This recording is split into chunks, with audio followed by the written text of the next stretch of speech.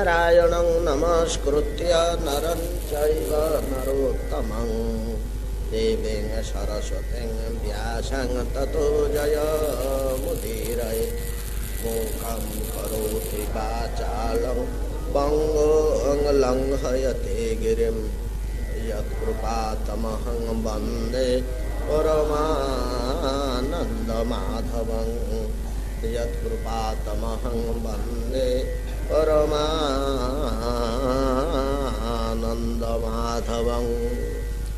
ऊर्ध्वतिर्जक अवाकसर्गो रुद्रसर्गस्तथैव च अर्धनारी नरस्याथ अतः स्वायंभुवो मनुः शतरूपा च या स्त्रीणाम् आद्या प्रकृतिरुत्तमा सन्तानो धर्मपत्नीनां कर्दमस्य प्रजापतेः अवतारो भगवतः कपिलस्य महात्मनः देवहूत्याश्च संवाद कपिलेन च धीमता।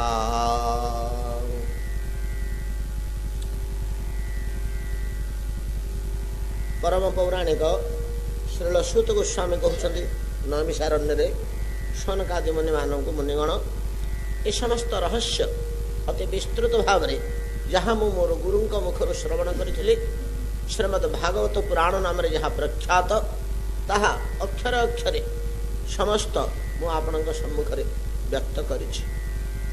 प्रसंग क्रम सूत गोस्वामी कहते भगवान कपिल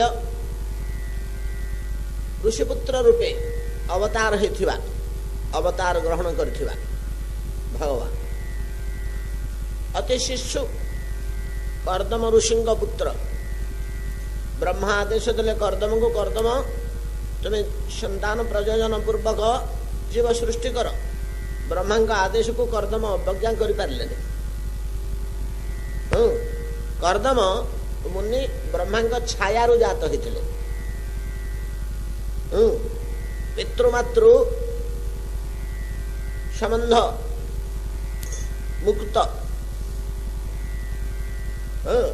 ब्रह्मांकर शरीर किए मनरु किए बुद्धि एसबू जात जमी सनकादि पुत्रगण जात होते अनेक ऋषि जात होती सेमती कर्दम जात होते ब्रह्मांकर छाया संसार प्रति तांकर आसक्ति नथिला केवल निरंतर ब्रह्मपरायण रूपे भगवत चिंतन करी से परमानंद लाभ करवा तांकर उद्देश्य थिला किंतु ब्रह्मांकर आदेश को अवज्ञा करने को इच्छा कले जड़े महत् पुरुष साक्षात परमात्म स्वरूप ब्रह्मा तांकर आदेश पालिबा उचित। भगवान मध्य निजे आसिक कर्दम कहले नहीं कि ब्रह्मा जाई भगवान कहले भगवान ध्यानस्थ कर्दम सम्मुखें आत्मप्रकाश कले तपस्यार प्रशंसा कले कर्दम मुनि की कहले कर्दम ये मनु सतरूपा आसिक पहुँचे देवहूति नामक कन्या को धरी तुम निकट में आउ कि काल पर पहुँचे से कन्याटी की तुमको से अर्पण करेंगे तुम तार पाणी ग्रहण पूर्वक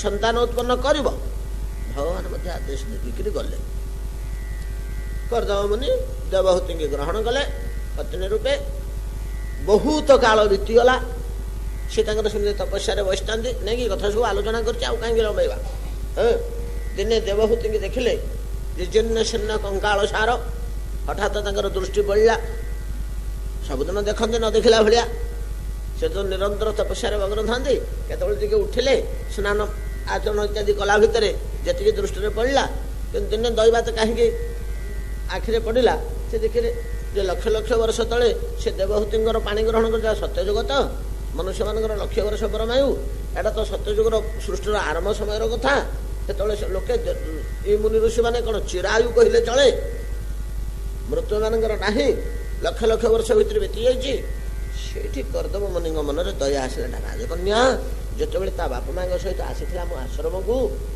मोर पत्नी रूपे मुझे स्वीकार करी से कि प्रज्वलित रूप कि सौंदर्य कि प्रकार से थिला रूपसी एमती कौन देखा जाऊँ वस्त्र बलकल खंडे देहरे प्राण ना कंकाल सारे କେବଳ ମୋତେ ସେବା କରି ଅବସ୍ଥା ହେଇଗଲା ତ ମୋତେ ସେବା କରି ଅବସ୍ଥା ସେ ସେତିକି ସେବା କରୁଛି ବୋଲି ସିନା ନିର୍ବିଘ୍ନରେ ମୋର ତପସ୍ୟା କାର୍ଯ୍ୟ ଚାଲିଛି। ଦେବାହୁତି ଆସ ଆସ ଆସ କି ଅବସ୍ଥା ତମର ଇଏ ହେଇଛି ମୋ ପାଇଁ ବୋଲି ସିନା ଏମିତି ଅବସ୍ଥା ହେଲା। ମୁଁ ପରମ ସନ୍ତୁଷ୍ଟ ତମ ଉପରେ, ତମେ ଜାଣିଛ ମୁଁ ସବୁ ଦେଇପାରେ, କ'ଣ ତମର ଇଚ୍ଛା ମାଗିଦିଅ। ସାଙ୍ଗେ ସାଙ୍ଗେ ସେ କହିଲେ ଗୋଟିଏ ପତ୍ନୀ ତାର ପତିଙ୍କ ଠାରୁ ଯାହା ଚାହେଁ ତାହା ହିଁ ମୋର ପ୍ରାପ୍ୟ, ମୋତେ ଦିଅନ୍ତୁ, ଆଉ ମୋର କିଛି ଦରକାର ନାଇଁ କି। ବହୁତ କଥା ତା ଭିତରେ ଅଛି, ସବୁ ଆମେ ଆଲୋଚନା କରୁଛେ। କର୍ଦମ ଦେବହୂତି ଯୋଉ ବିମାନରେ ବସିକିରି ବିଚରଣ କରି ଦେବହୂତି ଯାହା ଭୋଗ କରିଛନ୍ତି ତପ ବଳରେ ସୃଷ୍ଟି କଲେ କର୍ଦମ, ସେଭଳିଆ ଭୋଗ କୋଟି ଇନ୍ଦ୍ର କୋଟି ସଚି ମଧ୍ୟ ଦେଖିବାକୁ ପାଇବେନି। ବହୁତ କଥା ସେ ବି ଲକ୍ଷ ଲକ୍ଷ ବର୍ଷ ବିତିଗଲା ଭୋଗ ବିଳାସରେ। 9ଟି କନ୍ୟା ଜାତ ହେଲେ, 9ଟି କନ୍ୟା ଜାତ ହେଲେ କାଙ୍କ ଗର୍ଭରୁ? ଦେବହୂତିଙ୍କ ଗର୍ଭରୁ। ଦେବହୂତିଙ୍କ ମନରେ ଭୟ ଆସିଲା, ସନ୍ତାନ ଗୁଡ଼ିଏ ସୃଷ୍ଟିତ ହେଇଗଲେ, ଏମନି ତ ଏଥର ପଳେଇଯିବେ, ସନ୍ନ୍ୟାସ ଗ୍ରହଣ କରି ପଳେଇଯିବେ ପାରନ୍ତି ବାନପ୍ରସ୍ଥ ଆଶ୍ରମରେ। ଦିନେ କହିଲେ ବୋଲେ ପ୍ରଭୁ ମୋର ଜୀବନ ଅସାର ହେଇଗଲା, ମୋର ଜୀବନ ଅସାର ହେଇଗଲା, ଆଉ ମୁଁ କେବଳ ଭୋଗ ବିଳାସର ଜିନିଷ ଆପଣଙ୍କୁ ମାଗିଲି। ଆପଣଙ୍କ ଭଳିଆ ବ୍ୟକ୍ତିଙ୍କୁ ସ୍ୱାମୀ ରୂପେ ପତି ରୂପେ ପାଇ ମୁଁ କେମିତି ପରଲୋକର ପଥ ବିଷୟରେ କିଛି ପଚାରିଲିନି, ବୁଝିଲିନି, କେମିତି ସଂସାରରୁ ଉଦ୍ଧାର ହେବି ସେ କଥା ପଚାରିଲିନି। କେବଳ ଧନ ସମ୍ପତ୍ତି ଭୋଗ ବିଳାସ ରୂପ ଯୌବନ ମୌଜ ମଜଲି ସେଇଥିରେ ମାତିଗଲି ଦୀର୍ଘ କାଳ, ମୁଁ କେଡ଼େ ଅଧମ। ସେତିକି ବେଳେ କର୍ଦମ କହିଲେ ଠିକ ଅଛି, ବର୍ତ୍ତମାନ ତୁମର ଯୋଉ 9ଟି କନ୍ୟା ପରେ ଯୋଉ ପୁତ୍ରଟି ଜାତ ହେଇଛି ଅଳ୍ପ ଦିନ ହେଲା, ସେ ହଉଛନ୍ତି ସାକ୍ଷାତ ଭଗବାନ, ସାକ୍ଷାତ ଭଗବାନ। କାହିଁକି ମୁଁ ଏ କଥାଟା ଟିକେ ରହିଗଲା ଛାଡ଼ିଦେଲି। ଯେତେବେଳେ ଭଗବାନ ଆସିକରି କହିଥିଲେ କର୍ଦମ ତୁମେ ପାଣି ଗ୍ରହଣ କରି ସନ୍ତାନ ଉତ୍ପନ୍ନ କର, ସେତେବେଳେ କର୍ଦମ କହିଥିଲେ ବୋଲେ ପୁରା ହଁ କରିବି, ମୁଁ ମୋର ତପସ୍ୟା କରୁଥିଲି, ଆପଣ ଆଦେଶ ଦେଉଛନ୍ତି ସଂସାର କରିକି ସନ୍ତାନ ଉତ୍ପନ୍ନ କରିବାକୁ, ନ କରିବି କାହିଁକି, କିନ୍ତୁ ଆପଣ ସନ୍ତାନ ହେବେଟି। ଭକ୍ତିର ବଶ ଭଗବାନ, ଭକ୍ତିର ବଶ ଭଗବାନ ବାଧ୍ୟ ହୋଇ ନିରୁପାୟ ହେଇ କହିଲେ ହଁ, କହିଲେ ହଁ ମୁଁ ତୁମର ସନ୍ତାନ ହେବି। ଭଗବାନ ଆସିଛନ୍ତି କପିଳ ରୂପରେ, ପୁତ୍ର ରୂପେ, ଋଷି ପୁତ୍ର ରୂପରେ। ମା ଦେବହୂତି କର୍ଦମ ତ ଚାଲିଗଲେ ସନ୍ନ୍ୟାସ ଗ୍ରହଣ କରି। ଦୈବାତ ଦିନେ ପଚାରିଦେଲେ ବତ୍ସ କପିଳ ତୁମେ ସ୍ୱୟଂ ଭଗବାନ ତୁମ ପିତା କହିଛନ୍ତି? ଇଏ କହିଲେ ହଁ ମା, ମୁଁ ଭଗବାନ, ମୁଁ ଜଗତ ସ୍ରଷ୍ଟା, ଜଗତ ନିୟନ୍ତା, ପୁତ୍ର ରୂପେ ତୁମ ସ୍ନେହରେ ପାଳିତ ହଉଛି। ତାପରେ ଧୀରେ ଧୀରେ ମା ପଚାରିଲେ ଗୋଟିଏ ପ୍ରଶ୍ନ, ଯାହାର ଉତ୍ତର କହିଛନ୍ତି କପିଳ। ଆମେ ବହୁତ ଆଲୋଚନା, ପ୍ରାୟ 15 ଦିନ ଧରି ଆମେ ଏ ବିଷୟ ଆଲୋଚନା ଚଲେଇଛେ। ଗୁଡ଼ାଏ କଥା ଏସବୁ ମୈତ୍ରେୟ ବିଦୁର ସମ୍ବାଦ ଭିତରେ ଆସୁଛି, ଏସବୁଗୁଡାକ ଆସୁଛି ମୈତ୍ରେୟ ବିଦୁର ସମ୍ବାଦ ଭିତରେ। ବିଦୁରଙ୍କୁ ମୈତ୍ରେୟ କହୁଛନ୍ତି, ଏମିତି ଏମିତି ଘଟଣା, ଏମିତି ଏମିତି ଘଟଣା ବୋଲି ସବୁ ପ୍ରାଚୀନ ଘଟଣା ସବୁ କହୁଛନ୍ତି। ତ କପିଳ ମା ଦେବହୂତିଙ୍କୁ ଉଦ୍ଧାରର ପନ୍ଥା ବତେଇବାକୁ ଯାଇ, ମା ଦେବହୂତିଙ୍କୁ ଉଦ୍ଧାରର ପନ୍ଥା ବତେଇବାକୁ ଯାଇ, ମା ତ ପଚାରିଲେ ମୁଁ କେମିତି ଉଦ୍ଧାର ହେବି ବୋଲି। କଣ କଣ କହିଲେ? ଗୋଟେ ମଣିଷର ଯାହା ଦରକାର ଜ୍ଞାନ ତାର ଆତ୍ମକଲ୍ୟାଣ ପାଇଁ ସବୁ ତକ ଏଠି କୁହାଯାଇଛି। ଅତି ସଂକ୍ଷିପ୍ତରେ ସାରଭୂତ ଭିତରେ ମା ବୁଢ଼ୀକି ତ ଯାହା ଦରକାର କହିଦେଇଛନ୍ତି। ଆଉ ମା ବୁଢ଼ୀ କହିଲେ ଜ୍ଞାନ ତ ବିଚାର କଲେ ସମାଜରେ ସବୁଠୁ ସାଧାରଣ ମଣିଷ ନା, ଆଉ ବୁଢ଼ୀ ମା ଆଉ କିଛି ଜାଣୁନି। ଆଉ ତା ପାଇଁ ଯେତିକି ଦରକାର ମାନେ ହୋଲ ସମାଜ ପାଇଁ ଏତିକି ଜାଣିଲେ ଗୋଟେ ଲୋକ ତାର ଆତ୍ମକଲ୍ୟାଣ, ଏତକ ଖାଲି ସେ ଜାଣିପକେଇଲେ, ତା ଜ୍ଞାନ ଭିତରକୁ ପଶିଗଲେ ତାର ଆତ୍ମକଲ୍ୟାଣ ଆରମ୍ଭ ହୋଇଗଲା। କଣ କଣ କହିଲେ? ପ୍ରଥମେ କହିଲେ ଭକ୍ତି ଯୋଗ। ମା ଭକ୍ତି ଯୋଗ ମୁଖ୍ୟ ଜିନିଷ। ଭକ୍ତି ଦ୍ୱାରା ଭଗବାନ ସହଜରେ ଧରା ଦିଅନ୍ତି। ଭକ୍ତି ହିଁ ଭଗବାନଙ୍କୁ ବୈକୁଣ୍ଠରୁ ଆକର୍ଷଣ କରି ଆଣେ। ଭକ୍ତି ଟିକେ ଯଦି ହୃଦୟରେ ଆସିଲା ତାହେଲେ ଭଗବାନ ସବୁ କଥା ବୁଝିବା ଆଉ ନିଜ କଥା ନିଜେ ବୁଝିବା ଦରକାର ନାହିଁ। ନିଜ କଥା ଆଉ ନିଜେ ବୁଝିବା ଦରକାର ନାହିଁ। ମୋ ପାଇଁ ମୁଁ କିଛି କରିବା ଦରକାର ନାହିଁ। ମୋ ପାଇଁ ସେ ସବୁ ବୁଝିବେ, ସବୁ କରିବେ। କ'ଣ ଖାଇଲା, କୋଉଠି ଶୋଇଲା, କେମିତି ଅଛି, ତା ଝିଅ କେମିତି ବାହା ହବ, ସେ ଚିନ୍ତା କରିବେ। ଏଟା ସମସ୍ତେ କହିଲେ। ଭକ୍ତି କି ଜିନିଷ ତା ମଧ୍ୟ କହିଲେ ନାଇଁ କି, ଯଥା ଗଙ୍ଗାମ୍ଭସାମ୍ବୁଧୌ ମନୋବୁଦ୍ଧି ରବିଚ୍ଛିନ୍ନା ଯଥା ଗଙ୍ଗାମ୍ଭସାମ୍ବୁଧୌ ଇତ୍ୟାଦି ସମସ୍ତେ କହିଲେ। ତାପରେ ସାଂଖ୍ୟ ତତ୍ଵ କହିଲେ। ତତ୍ଵ ନିରୂପଣ ଆଲୋଚନା କରିଛେ ଆମେ, ମୁଁ କହିଛି ସବୁ ଗୋଟେ ଗୋଟେ କରି 25 ତତ୍ଵ, ପଞ୍ଚବିଂଶ ତତ୍ଵ କହିଛି। ତାପରେ ଯୋଗ ଭିତରୁ, ଯୋଗଟା ତ ଭାରି କଠିନ ଜିନିଷ, ତା ଭିତରୁ ପ୍ରାଣାୟାମ ପ୍ରାଣାୟାମ କୁମ୍ଭକର ଏତକ ଖାଲି ଛୁଇଁ ଛୁଇଁ ଦେଇକିରି ଧ୍ୟାନ ଯୋଗଟିକି ବିସ୍ତୃତ କରି କହିଲେ। ଆମେ ଆଲୋଚନା କରିଛେ କେମିତି ଧ୍ୟାନ ଯୋଗ ଦ୍ୱାରା, ମାନେ ନାହିଁ ଧ୍ୟାନ କେମିତି କରିବାକୁ ହବ, ଜଗନ୍ନାଥଙ୍କ ମତେ ଆଲୋଚନା ହେଇଛି। କେମିତି ବସିକରି ଧ୍ୟାନ କରିବାକୁ ହବ, କେତେବେଳେ କରିବାକୁ ହବ। ଦିନରେ 4 ଥର ଧ୍ୟାନ କରୁ କରୁ କେମିତି ଶ୍ରୀମୂର୍ତ୍ତି ଋଷିବେ, ସମସ୍ତ ଶରୀରରେ ପ୍ରଥମେ ଲୟ ସ୍ଥିର ରଖିବ, ତାପରେ ଗୋଟିଏ ଅଙ୍ଗରେ ସ୍ଥିର ରଖିବ। ଏତେ ସବୁ କୁହାହେଇଛି।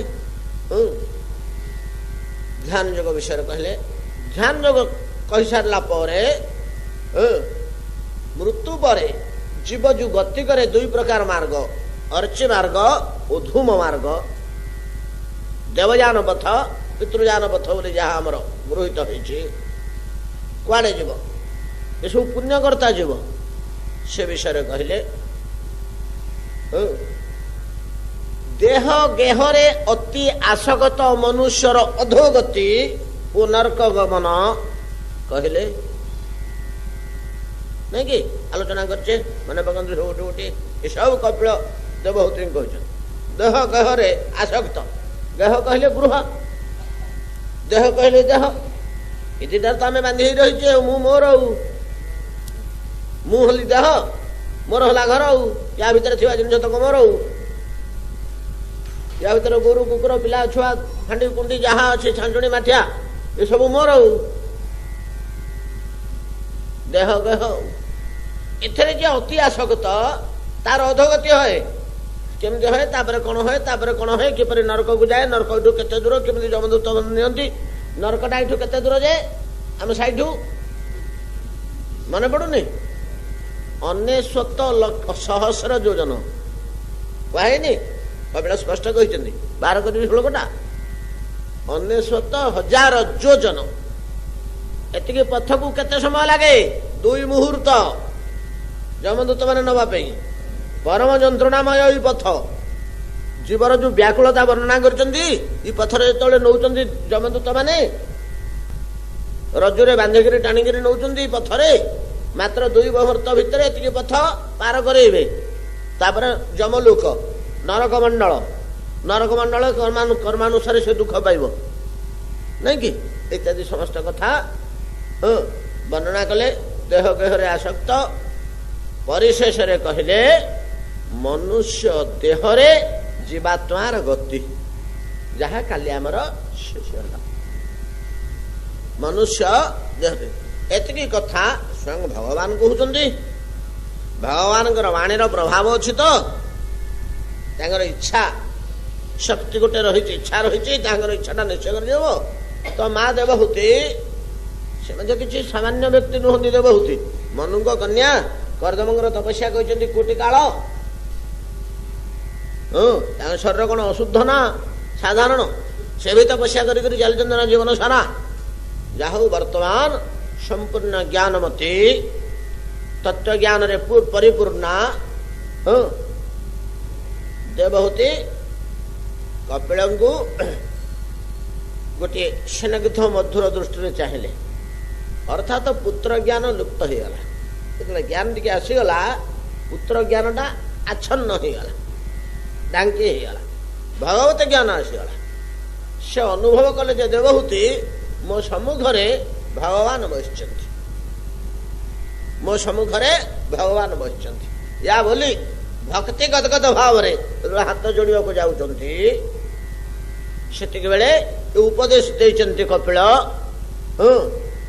ହେ ମନୁପୁତ୍ରୀ, ଆଉ ସେଠି ମା ବୋଲି ସମ୍ବୋଧନ କରିନାହାନ୍ତି, ଜନନୀ ବୋଲି ସମ୍ବୋଧନ କରିନାହାନ୍ତି। ହେ ମନୁପୁତ୍ରୀ, ହେ ରାଜକନ୍ୟା, ଏଇଭଳିଆ କହିଛନ୍ତି, ସବୁ ସମ୍ବୋଧନ କରିଛନ୍ତି।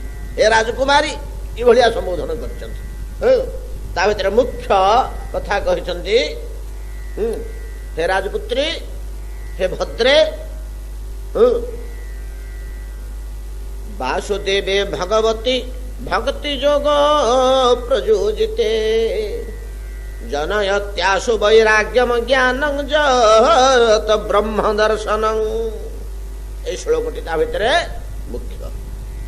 କହୁଛନ୍ତି, ହେ ରାଜକୁମାରୀ, ବାସୁଦେବେ ଭଗବତୀ ଭକ୍ତି ଯୋଗ ପ୍ରଯୋଜିତେ, ଅର୍ଥାତ ତାତ୍ପର୍ଯ୍ୟ ଏଠି ଯେ ତୁମ ପାଇଁ, କେବଳ ତୁମ ପାଇଁ ନୁହେଁ, ସମସ୍ତ ଜୀବଙ୍କ ପାଇଁ ମୁଁ ଜ୍ଞାନ, ଯୋଗ, ସାଂଖ୍ୟ, ତତ୍ଵ ସବୁକିଛି ବୁଝେଇକିରି କହିଲି, ସବୁକିଛି କଥା ତୁମ ଆଗରେ କହିଲି।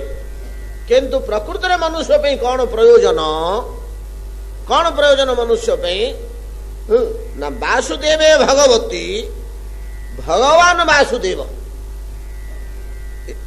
ଶବ୍ଦଟାର ଅର୍ଥ ହଉଛି ଭଗବାନ ବାସୁଦେବ। ବାସୁଦେବ ହେଲେ ବ୍ୟକ୍ତି, ଭଗବାନ ହେଲା ତାଙ୍କର ବିଶେଷଣ।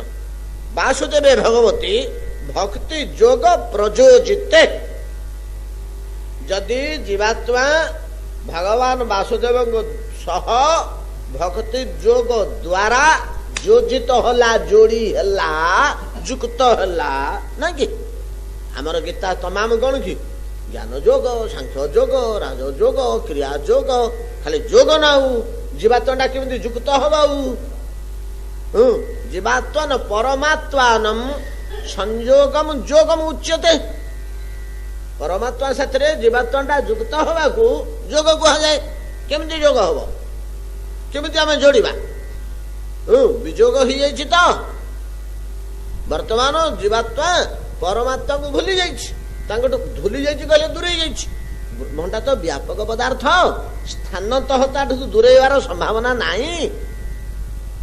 ଯେହେତୁ ସେଟା ସବୁଠି ପରିପୂର୍ଣ୍ଣ ହେଇକିରି ଅଛି, ସ୍ଥାନତଃ ତାଠୁ ଦୂରେଇ ହବ କି? ସ୍ଥାନତଃ ତାଠୁ ଦୂର, ଶ୍ରୁତିତଃ ଦୂରେଇ ଯାଇଛେ। ଆମେ ଶ୍ରୁତିତଃ ଦୂରେଇ ଯାଇଛେ। ଆମେ ଯେତେବେଳେ ପୁଅ ଟିକେ କୋଳରେ ଜାକିକିରି ଖଟ ଉପରେ ଶୋଇଛି, ମା କି ବାପ ଶୋଇଛନ୍ତି, ଗାଢ ନିଦରେ ଦୁହେଁ ଶୋଇ ପଡିଲେ, ଦି ଜଣଙ୍କଠୁ ଦି ଜଣ କେତେ ଦୂରରେ ଅଛନ୍ତି କେହି କାହାକୁ ଜାଣୁନାହାନ୍ତି। ଏଇଭଳିଆ ଦୂରତ୍ୱ, ସ୍ଥାନତଃ ଦୂରତ୍ୱ ନୁହଁ, କି କାଳତଃ ଦୂରତ୍ୱ ନୁହଁ, ଶ୍ରୁତିତଃ ଦୂରତ୍ୱ। ଆମେ ଏଇ ଦୂରତ୍ୱ ଆମର ଆସିଯାଇଛି, ଦୂରେଇ ଯାଇଛେ ଭଗବାନଙ୍କଠୁ, ଭୁଲି ତ ଯାଇଛେ। କୃଷ୍ଣ ଭୁଲି ସେହି ଜୀବ ଅନାଦି ବହିର୍ମୁଖ। ଭଗବାନଙ୍କୁ ଭୁଲି ବିଷୟ ଭିତରେ ବୁଲୁଛେ, ଚାରିଟା ଜିନିଷ ପଛରେ ଦୌଡୁଛେ, ଧନେଷଣା, ଯଶେଷଣା, ପୁତ୍ରେଷଣା, ଦାରେଷଣା। ଏ ଚାରିଟା ଜିନିଷ, ଏଇ ଚାରୋଟିରେ ହିଁ ବୁଲୁଛେ। ଧନ ସମ୍ପତ୍ତି, ଯଶ ପୌରୁଷ, ପୁତ୍ର, ପତ୍ନୀ। ଛୋଟି ଚାରି ବିଧି ଈଷଣା ବାଢି। এই ଚାରିଟାକ ଈଷଣା ପ୍ରତି ଆସକ୍ତି ଯଦି କେତେବେଳେ କମେ କାହାର, ତେବେ ଭଗବାନଙ୍କ ପ୍ରତି ମନ ଯିବ। ମନ ଏପରି ଏକ ପଦାର୍ଥ, ବିନା ଅବଲମ୍ବନରେ ସେ ରହିପାରିବନି, ତାର ସତ୍ତା ପ୍ରକାଶ ପାଇବନି ବିନା ଅବଲମ୍ବନରେ। ଅଗ୍ନିଶିଖା ସମିଧ ବିନା ପ୍ରକାଶ ପାଇବ କି? ସମିଧ ସରିଗଲେ ଅଗ୍ନିଶିଖା ଲୋପ ହେଇଯାଉଛି। ଯେତେ ସମୟ ପର୍ଯ୍ୟନ୍ତ ସମିଧ ଅଛି, କାଠ ଏତିକି ଉଚ୍ଚରେ ଜଳୁଛି ଶିଖା, ସମିଧ ସରିଗଲା, କାଠ ସରିଗଲା, ଶିଖା ଲୋପ କୁଆଡେ ଗଲା ଆମକୁ ଜଣା ପଡିଲାନି। ଶିଖାଟା କୁଆଡେ ଗଲାନି? ଏତିକି ଉଚ୍ଚରେ ଥିଲା, ଜଳୁଥିଲା। ସମିଧକୁ ଯେପରି ଆଶ୍ରୟ କରି ଆତ୍ମପ୍ରକାଶ କରେ ଅଗ୍ନିଶିଖା, ତଦ୍ରୂପ କୌଣସି ଏକ ତତ୍ଵକୁ ଆଶ୍ରୟ କରି ମନ ଆତ୍ମପ୍ରକାଶ କରେ।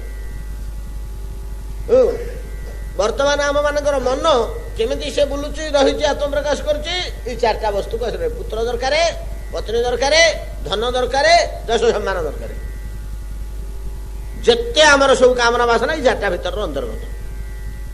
ଏଇ ଚାରିଟାରୁ ଯଦି କମିଯିବ, ତାହେଲେ ମନ କାହାକୁ ଅବଲମ୍ବନ କରିବ? ନା ଭଗବାନଙ୍କୁ ଅବଲମ୍ବନ କରି ରହିବ, ଆତ୍ମପ୍ରକାଶ କରିବ। ଏଗୁଡାକ କମି ଆସିବା ଦରକାର। କିନ୍ତୁ ଏଗୁଡାକ କମିବାକୁ ଆମେ ବିନ୍ଦୁଏ ଛାଡୁନୁ। ଏଗୁଡାକ କମେଇବା ପାଇଁ ଆମେ ବିନ୍ଦୁଏ ଛାଡୁନୁ। ୟାର ଅର୍ଥ भगवान का आड़ को बिंदु मन देवाक आम इच्छा नहीं। ये समस्त रहस्य देह गेहरे आसक्त पुरुषर परिस्थिति विषय रे कपिल बुझे देवहूति जहा हो परिशेष कहले भगवान वासुदेवे भगवती माँ हे राजपुत्री वासुदेवे भगवती भक्ति जोग प्रयोजिते भक्ति योग द्वारा जोड़ी हेले दीटा जिनिस तुम लाभ हो जनय त्यासु वैराग्यम ज्ञानंच जनयति आसु खूब शीघ्र दीटा जिनिस जात है। कौन जात है ना वैराग्य आउ ज्ञान। जनयति आसु जति भगवान प्रति भक्ति योग द्वारा चित्त जीवर जड़ित होला भगवान ठारे ताले दीटा जिनिस आपे आपे आसी पहुंचो माँ। कौन दीटा जिनिस आसो ना गोटे हूँ वैराग्य गोटे हूँ ज्ञान। ये दीटा द्वारा कौन हम ना आम जो दुईटा जिन बर्तमान आलोचना कले वैराग्य द्वारा देह गेहरे आसक्ति कमिम नहीं कि वैराग्य कहला कौन कि हाँ एटा तुच्छ एटा अल्प समय सुख दे एटा टिके सुख दे तापर दुख आरंभ होउची एगुड़ा कह जेते तृप्ति आसुनी जेते भोग कले तृप्ति आसुनी जीवन सारा तो भोग कले कहीं तृप्ति तृप्ति कहीं पेट पूर्णी गुड़ा करे जेते खाइले पेट पूर्णी आउ खाइबी इच्छा होची आउ धन आउ जस एटा करे संतोष नहीं तृप्ति नहीं यार सीमा नहीं। अग्नि रे समिध पकाउथले बेलुक बेल से जेमि जळे सेमि गुड़ाक कामना बासना केवल बढ़ेबारे लागिछि इत्यादि। वैराग्य संसार प्रति देह गेह प्रति वैराग्य जनयत्यासु वैराग्य सेपटे कहते ज्ञानंच ज्ञान द्वारा कौन हुए ना संसार टा लिभि लिभि जाऊ भगवान टा दुषी दुषी जाऊ उज्जवल हो जाऊ तो दुईटा तारका अच्छे गोटे मलिन हो गोटे बेलू बेलू उज्जवल हो आकाश रे जोड़े तारका अच्छे गोटे तारका उज्जवल दुस्तुला सेटा मलिन हो लिभि लिभि जाऊ आ गोटे तारका मिलिमिली होता से बेलू बेलू स्पष्ट उज्जवल हो जाऊ। वैराग्य बल संसार बा भोग रूपी तारकाटी धीरे धीरे मलिन हो ज्ञान बल ब्रह्म रूपी तारकाटी ईश्वर रूपी तारकाटी धीरे धीरे धीरे बेलू बेल उज्ज्वलित हो दुष्व। यही भाषा वृद्धा जननी बुझिला भलिया बतैले किए से कपिल वासुदेवे भगवती भक्ति योग प्रयोजिते सरल सहज जनयति आसु वैराग्य ज्ञान जत ब्रह्म दर्शनम ये दीटा होगले माँ ब्रह्म दर्शन होगा ब्रह्म दर्शन तापर आपे हम भगवान दुषिबे जनकर हृदय जदि वैराग्य आसला आ ज्ञान टिके आसला ताले भगवान धीरे धीरे धीरे धीरे दुषिजे आपे आपे सेटा हम हेले ज्ञान और वैराग्य केमती आसब ना भक्ति जोग हेले आसब जदि भगवान को प्रति भक्ति जात हम चित्त भगवान को सह युक्त हम भक्ति बल ना गोटे जिनिस को गोटे जिनिस आम अठारे जोड़ुचे तो नहीं कि ना सीमेंट रे जोड़ुचे सीमेंट गोटे अठा ना कौन गोटे जिनिस सहित आ गोटे जिनिस आम जोड़ा जाऊे क्विक फिक्स रे जोड़ुचे प्लास्टिक जिनिस हेले क्विक फिक्स रे जोड़ुचे इटा बाली जिनिस हेले सीमेंट रे जोड़ुचे कागज फागज जातीय जिनिस हेले अठारे जोड़ुचे नहीं कि गोटे जिनिस को आउ गोटे जिनिस जोड़िया अठा टिके दरकार किंतु भगवान रूपक वस्तु सह जीव रूपक वस्तु को जोड़िया कि अठा दरकार भक्ति रूपक अठा दरकार ना जोड़ी होगा तेणु हे राजकुमारी भक्ति द्वारा भगवान सहित निजक जोड़ी दियो जोड़ीदे कौन हम इे वैराग्य बढ़ साढ़े ज्ञान बढ़ वैराग्य द्वारा संसार रूपक तार काटी धीरे धीरे लिभि लिभि जीव ज्ञान द्वारा भगवान रूपी तार काटी ब्रह्म रूपी तार काटी धीरे धीरे धीरे धीरे उज्जवल हो दूषित वासुदेवे भगवती भक्ति जोग प्रयोजिते जनयत्यासु वैराग्यम ज्ञानं जत ब्रह्म दर्शनम।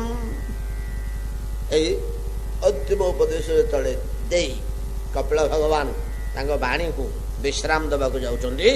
संगे संगे देवहूति पचारे प्रभु प्रभु ए जो विचित्र वस्तु भक्ति अठा जहा द्वारा भगवान सह जीव जोड़ी हम से केमती मिल आ बंद करेंगे कौन कथा फिर तो प्रश्न आसीगला से केमती मिल ज्ञान वैराग्य द्वारा संसार दूर हम ईश्वर मिले ज्ञान वैराग्य भक्ति द्वारा मिल एतक बुझिली भक्ति केमती मिल सतांग प्रसंगान मम वीर्य संविद भवन्ति हृत कर्ण रसायना कथा तज्जोषणाता आशु अपवर्ग वर्त्वनि श्रद्धा रतेर भक्ति अनुक्रमेष्यति। परिशेष रे इस श्लोकटी कहले जे हाँ सत कथा भक्ति केमती मिल भक्ति मिले तो आम भगवान को सहयुक्त हवा तापर ज्ञान आसो वैराग्य आसो ब्रह्म दर्शन हम तेणुक कौन ता जोड़ा आपे आपे हम किंतु भक्तिरा तुम आमको प्रथम संग्रह करने पड़ो काठ खंडे कौटू पाइले तो आम चौकुटे टेबुलटे कबाटे झरकाटे या काठ खंडिक कौटू आसो परिवा दोटी पाइले तुम भजा टिके खटा टिके करवा कौटू आसो परिवा प्रथम भक्ति कौटू आसो ये तो मूल जिनिस ना सतांग प्रसंगान मम वीर्य संविदो साधु संगे बसी मो महिमा शुण मम वीर्य मोर महिमा महत बढ़िया मुझे पानी रे पत्थर बसई मुझे आंगुठी पर्वत टेकी मुझे अग्निपान करी असुर विजय करी पाद देकर पाषाण को मूर्ति परिणत कर गोटा महिमा ना बड़ पणिया वीर्य आम पार कि आम पाउटे टेकी पार ना निआ गली पार ना पत्थर टाकू नारी मूर्ति कर गुड़ाक भगवान महिमा महिमा वीर्य कहले महिमा सतांग प्रसंगान मम वीर्य संविद युगुड़ाक शुणिले मोर महिमा गुड़ाक जब शुणी मो कान पड़ो बोले तो भक्ति हो कपिल भगवान कहवा कथा मो महिमा गुड़ाक टी कान पड़ो बोले कार से भक्ति हो से महिमा कौटू मिल ना साधु संगे मिल सतांग प्रसंगान तमे प्रतिदिन टिके टिके बसिक साधु संग कर सतसंग कर जो मोर वीर्य कथा मोर महिमा कथा मोर लीला कथा मोर जन्म कर्म कथा आलाप आलोचना होउछि से टिके टिके बस जाइकरी सतांग प्रसंगान मम वीर्य संवेद तुम भावुच कि बुढ़ी लोक आउ कष्ट होलानी अंटा व्यथा होउछि बसी परियोनी बोली ना जना पड़ोनी कष्ट घंटाटे बीती जीव यदि मो कथा पड़िथिबो जना पड़ोनी सतान प्रसंगान मम वीर्य संवेद भवन्ति हृतु कर्ण रसायन हृदय को भल लगे कान को सुख लगे केतबेले घंटाटे बीती गला जना पड़ोनी यदि मोर लीला कथा पड़ी मो कथा भितर एमती गोटे मिठा अच्छी जे तुम देह दुख भूली घर दुख भूली जीवन दुख भूली से घंटा कपे तब कथामृतम तप्त जीवनम कवि भिरडितम कलमसापदम पहम तो गोपांगना माने जे सेटा को पाइचंती कथार मूल्य जे पाइचंती कथार मूल्य ब्रजांगना माने पाइचंती ना जोठी देखिले से बस हरि कथा हरिनाम जोड़े तो जिन उपाय गोटे भगवान कृष्णଙ୍କର कथा कृष्ण लीला कथा आ गोटे हूँ कृष्णଙ୍କର नाम जिते बड़े जो कम करुले पर्जंकिका भाजमलम कुमारम प्रस्वापयंतम खिल गोपकन्या जगु प्रबंधम स्वर ताल बंधम गोविंद दामोदर पिला को शुआला भगवान नाम पर्जंकिकां भाजम अलम कुमारं प्रस्वापयंतम खट उपरे बसी पिला को शुआला ତା ପିଠିକି ଥାପୁଡ଼େଇ ଥାପୁଡ଼େଇ ରାମକୃଷ୍ଣ ଗୋବିନ୍ଦ ଗୋପାଳ ଶବ୍ଦ କରି କରି ଭଗବାନଙ୍କର ମା କଣ କରୁଥିଲେ ଯଶୋଦା ଜାନି କାନି ଚ କଥାନି ଦଧି ନିର୍ମନ୍ଥନେ କାଳେ ଗାୟନ୍ତି ସ୍ମରନ୍ତି ଚାନୁ ଗାୟନ୍ତି। ମା ଯେତେବେଳେ ଦଧି ମନ୍ଥନ କରୁଛନ୍ତି ଯଶୋଦା କଣ କହିଲେ ଭାଗବତ ଜାନି ଜାନି ଚ ତଦ୍ବାଳ ଚରିତାନି ଚ ଜାନି ଜାନି ଚ ଗୀତାନି ତଦ୍ବାଳ ଚରିତାନି। ଯୁଜୁ ବହିରେ ବାଳ ଚରିତ ଲେଖା ହେଇଛି। ଜାନି ଜାନି ଚ ଗୀତାନି ଯୁଜୁ ଠାରେ ଗାନ ହେଇଛି ଗୀତ ହେଇଛି କୁହା ହେଇଛି କଣ ନା ତଦ ବାଳ ଚରିତାନି ଚ ଭଗବାନଙ୍କର ବାଳ ଚରିତ ମାଟା ତ ମାଟାର ବାତ୍ସଲ୍ୟ ଭାବଟା ବେଶୀ ନା ଆଉ ବାଳ ଚରିତ ତାକୁ ସୁଖ ଲାଗିବ ଆଉ। ତେଣୁ ଦଧି ନିର୍ମନ୍ଥନେ କାଳେ ସ୍ମରନ୍ତି ଚାନୁ ଗାୟତ ସ୍ମରଣ କରି କରି ଗାଉଛନ୍ତି। ଏଟେ ଦଧି ମନ୍ଥନ କାର୍ଯ୍ୟ ଚାଲିଛି ଏଟେ ମୁହଁରେ ଚାଲିଛି।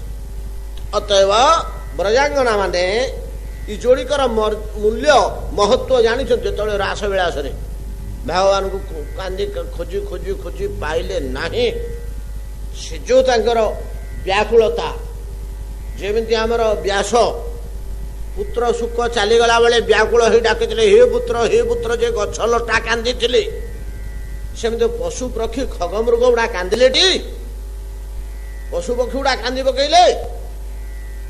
ବୃନ୍ଦାବନରେ ଯେତେବେଳେ ରାସମଣ୍ଡଳ ଭିତରୁ ଭଗବାନ ଅନ୍ତର୍ଧ୍ୟାନ ହେଇଗଲେ ଯୋଉ ବ୍ୟାକୁଳ ପ୍ରାଣରେ ଇଏ ଖୋଜିଲେ ହେ କୃଷ୍ଣ କୋଉଠି ଅଛ ଆସ ଆସ ତୁମକୁ ହରେଇକିରି ଆମେ ବଞ୍ଚି ପାରୁନୁ। ବ୍ୟାକୁଳ ହେଇ ଡାକିଲେ ତାଙ୍କର ସେ ଦୁଃଖ ତାଙ୍କର ସେ କରୁଣ ବ୍ୟାକୁଳ ଆହ୍ୱାନ ରେ ପଶୁ ପକ୍ଷୀ ତରୁଲତା ସମସ୍ତେ କାନ୍ଦି ପକେଇଲେ। ଅସହ୍ୟ ହେଇଗଲା ବୃନ୍ଦାବନ ଭୂମି କରୁଣ ରସରେ ଭର୍ତ୍ତି ହେଇଗଲା ହେଲେ ଟାଣିକିରି ଆଣିପାରିଲାନି କୃଷ୍ଣଙ୍କୁ ଟାଣିକିରି ଆଣିପାରିଲା ନାହିଁ। ଗୋପାଙ୍ଗନା ମାନେ କଣ ବିଚାର କଲେ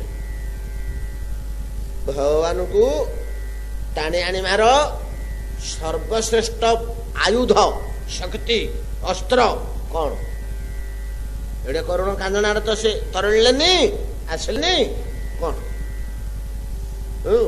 ତ ପରମ ଶ୍ରେଷ୍ଠା ସିଦ୍ଧା ଋଷି ଗୁଡାକ ବର୍ତ୍ତମାନ ଗୋପୀ ଦେହ ପାଇଛନ୍ତି ନା ଆଉ ନହେଲେ ସିଦ୍ଧ ମୁନି ଗୁଡାକ ନୁହଁ କି ବିଚାର କଲେ ଯେ କେବଳ ଗୋଟିଏ ଜିନିଷ କୃଷ୍ଣ କଥା କୃଷ୍ଣକୁ ଟାଣିକିରି ଆଣିବ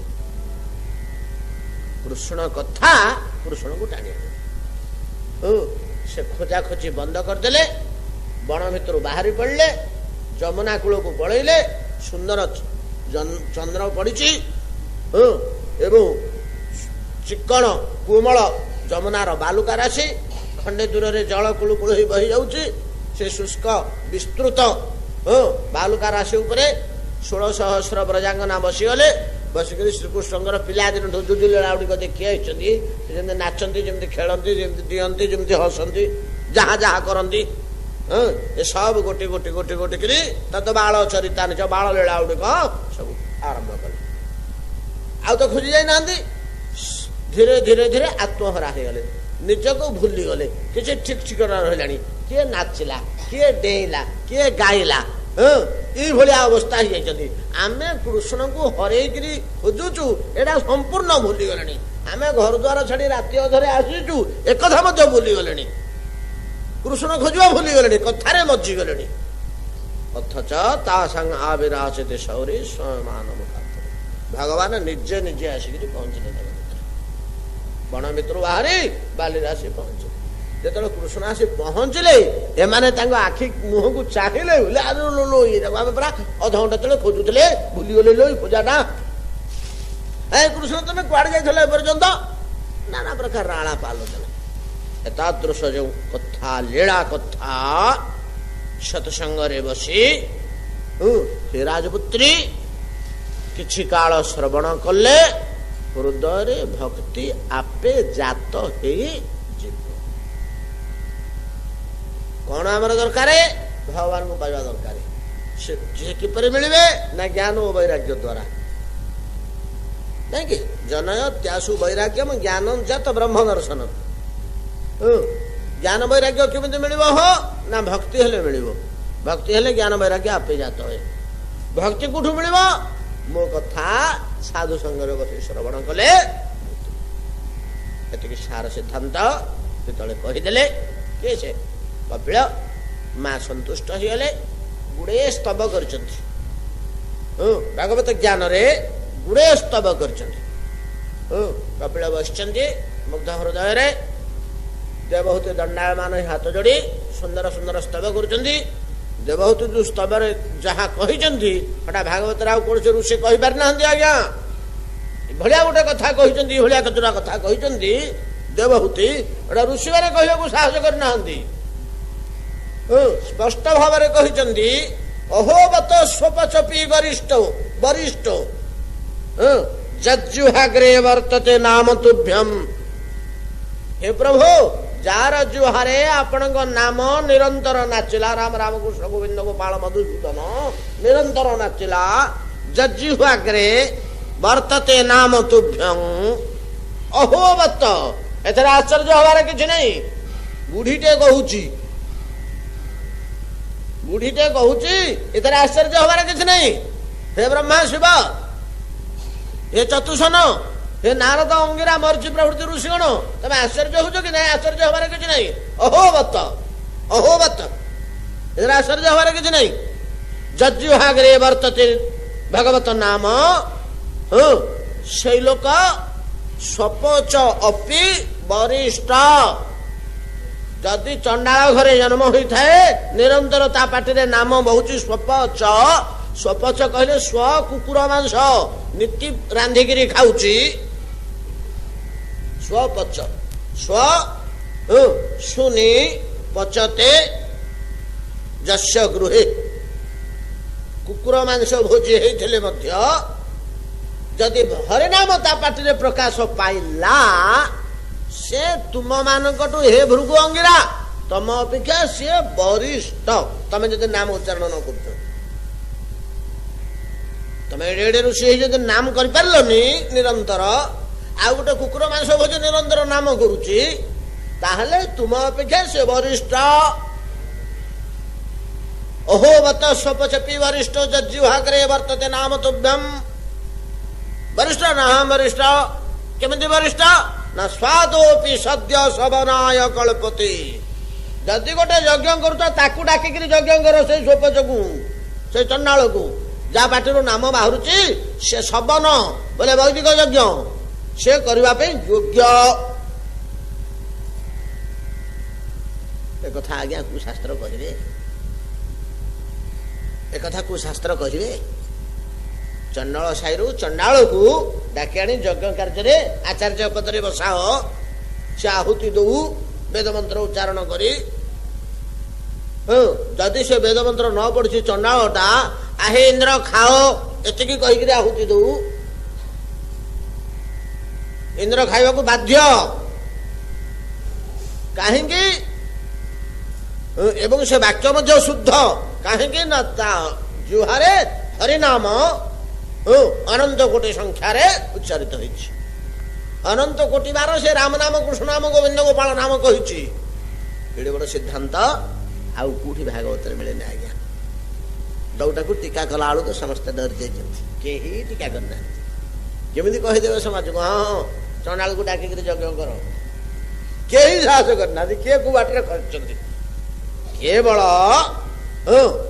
तो शास्त्र संतान जीव गोस्वामी पाद गोटे पथ देखेले बोले हाँ बा हमने कहीं जपरी ब्राह्मण कुमार जन्म हेले कौन यज्ञ करुच कि पैताटे पकेले व्रत होला पर यज्ञ करने जाऊँ ना शालग्राम सेवा करुच ना ब्राह्मण घरे जन्म होती कि शालग्राम सेवा कर कौटा पद अपेक्षा करने पड़ुची ना यज्ञोपवीत धारण कला पर्यंत अपेक्षा करने पड़ुची तद्रूप तो ये चंडाल देह त्याग करी मृत्यु पर अपर जन्म पर्यंत अपेक्षा करियो पड़ियो नहले समाज छाड़ियो केही कहि पार नांदी जोड़ा देवहूति कहिसंती जे हरिनाम करथुवा चंडाल को डाके यज्ञ करबा उपयुक्त केही आ ताको साहस करी नहीं पारना एतिके गौरव प्रदान करचंदी तापरे कपिल उठिक चलीगले सेठू माँ को अनुमति नहीं चिरकाल से आश्रम परित्याग करी समुद्र दिगरे समुद्र कपिलंकर पूजा करचंदी बहुत गुड़े घटना अच्छी कपिलंक कथा से गला देवहूति कथा गोटे अध्याय वर्णना है देवहूति केमती से बसी केमती साधना कले केमती साधना कले केमती साधना कले केमती भगवान कले केमती अवस्था बदलगला केमती से मुक्त होगले देहर प्रभाव रहिलानी आहार प्रयोजन हलानी जलवायु किसी प्रयोजन हलानी बहुत गुड़े कथा वर्णना है एमती हे हे हे हे केवल भगवत पारायण ही भगवत चिंतन में भगवानमय होगला शरीर संपूर्ण देहरु मुक्त होगले से स्थान टीर ना है सिद्धपद सरस्वती नदी कूल नहीं कि से आश्रमटा सिद्धपद से ना टी है सिद्धपद से आश्रम ना सेठिकी आम जमी तो सिंहद्वार माटी टिके बड़दाण्डर धूली टिके वृंदावन गले वृंदावन धूली टिके मुंडे मारुचे पवित्र भूमि बोली आम वृंदावन धूली मुंडे बड़ी होचे इठी टिके पाइले वृंदावन लोके बड़दाण्डर धूली बोलिकी मुंडे मारुंट आम बड़दाण्डे गड़ुचु बोलिकी आमको बड़दाण्डर मूल्य जना पड़ुनि है खंड हो केवल आमको लगुच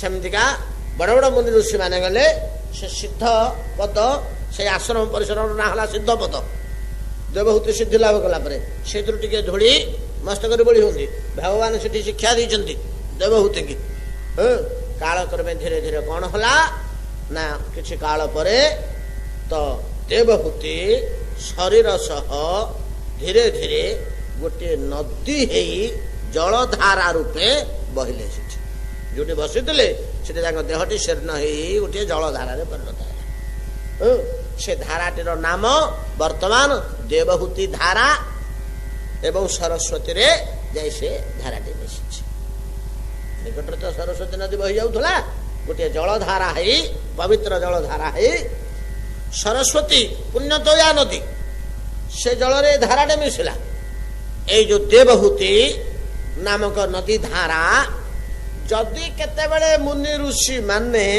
कठोर तपस्या करी बारंबार स्खलित हुंती सिद्धि प्राप्त हो पारुना ऊर्ध्व को उठी पारुना से नदी में जाई स्नान कर पकेले समस्त विघ्न घटी जाए वो तपस्या सिद्धि आसी जाए से नदीर एतिके महिमा अच्छी एठी आमर कपिल देवहूति संवाद शेष है जहाँ जहाँ कही कपिल देवहूति को विदुर को मैत्रेय जहाँ जहाँ कही तार संक्षिप्त तो विराट अंशटे तार संक्षिप्त सार आज सरला परवर्ती दिन में आसंता काली आउ कौन कहते मैत्रेय मुनि विदुर को आलोचना करवा आज भागवत विश्राम।